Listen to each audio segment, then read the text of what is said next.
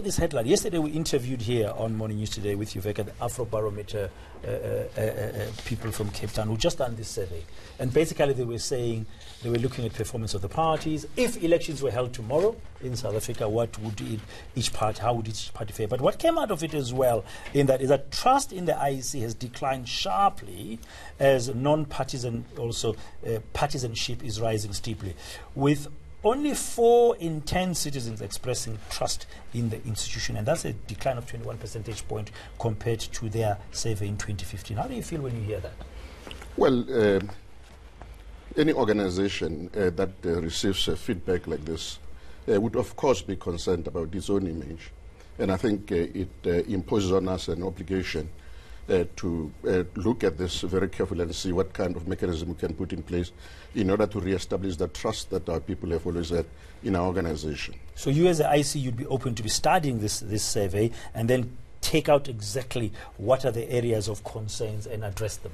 Absolutely. We have a responsibility to look at this and then to try to see where we are going wrong as an organization, and also to try to put in place mechanism to deal with those weaknesses that have been identified. The date for the elections next year has not yet been proclaimed, but we all assume it will be anyway. It should have happened by August 2019 in terms of the law. This kind of information coming up so not that far away from elections next year should be worrisome. From your view, is the IEC doing everything right currently that will earn the trust back?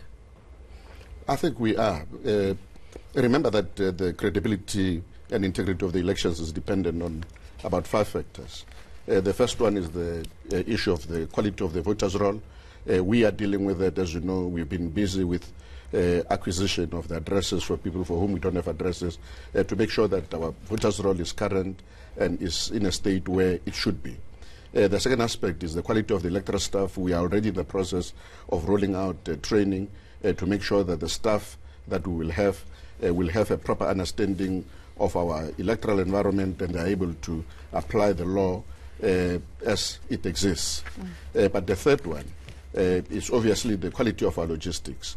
We have a responsibility again in terms of that to make sure that all the materials that are supposed to be at the voting station, they are at the voting stations, right amount, the right time.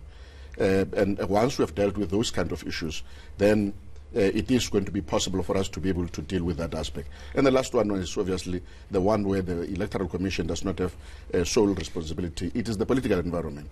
Political parties have got the responsibility to make sure that they assist us in terms of creating an environment conducive to free and fair elections. Terry, I mean, if you had to venture a guess, and I know that you still want to look into what these South Africans' concerns might be about the IEC, but if you had to guess, what would you say? What do you think has led 4 out of 10 people to say that there's a lack of trust in the IEC? We know that you've had a couple of controversies over the past couple of years with heads of the IEC as well. Do you think it's those kinds of things? What would you think? What do you think, looking back? Look, indeed, some of those issues may have added towards a perception that the organization is not in a good state. But another element is obviously the issue of the voters' roll. I think to a large extent we may have made mistakes as an organization.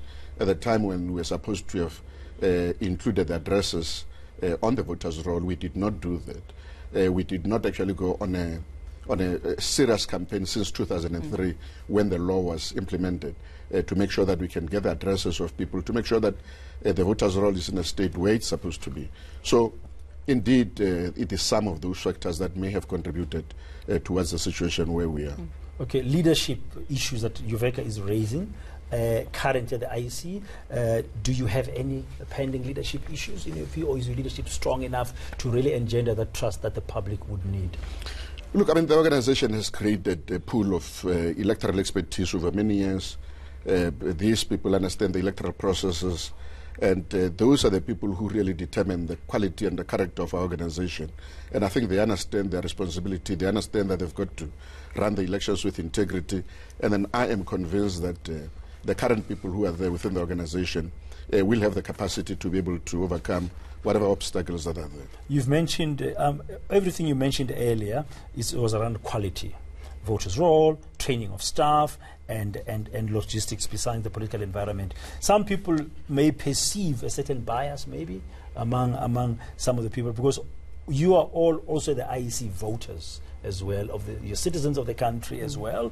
And can you assure us that despite whatever political views people may be holding, that they carry out their function in terms of whatever law governs the IEC's operations? Thus far, the organization has run these processes with integrity, and I have no doubt whatsoever that the organization will continue to operate with integrity, and therefore I am quite satisfied from where I stand. Okay. One thing satisfactory as well from this survey, before you go, just to let you know, 6 in 10 South African citizens are in favor of regular elections. That's very good, and they also appreciate multi-party competition. So it looks like South Africans love multi-party democracy. We wish you well. We will be talking to you more and more as we get closer to that election date once it's proclaimed. Thank you very much. That's the IEC's Terry Tselane.